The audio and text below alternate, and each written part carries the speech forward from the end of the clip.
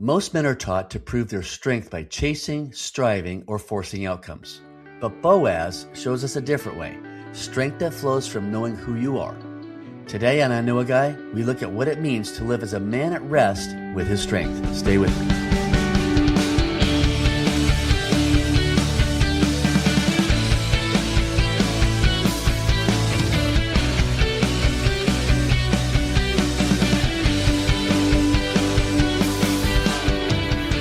Man, thanks for joining me on I Know a Guy podcast. I'm your podcast host, Steve Cummings. Shout out to all my F3 friends and F3 Nation.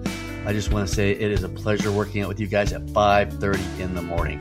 Anyway, thanks for joining me. Today I want to talk about Boaz. Boaz is one of my favorite Bible characters. I am trying to get my kids, as they have children, when they're looking for names and they're going to have a boy, hey, how about Boaz? So far, I don't have any takers. But there's something striking about Boaz, and I want you to hear this. It's not what he does, but how he does it. You see, Scripture introduces him simply as a man of standing. Well, what does that mean?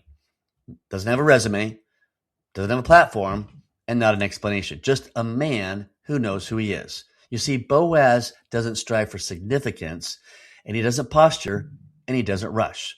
That's the mark of a man whose identity is settled. When Boaz shows up in his fields, he notices Ruth, not as a project, not as a conquest, but as a person. And the first thing he does with his power is what? He creates safety. He tells her where to glean. He ensures her no one touches her. And he provides without demanding anything in return. Men, this is what secure masculinity looks like.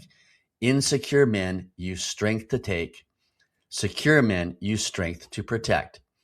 Boaz doesn't need Ruth to validate him. He's already living from abundance, not lack. And here's the key for us as men. You cannot love well when you're still trying to prove yourself.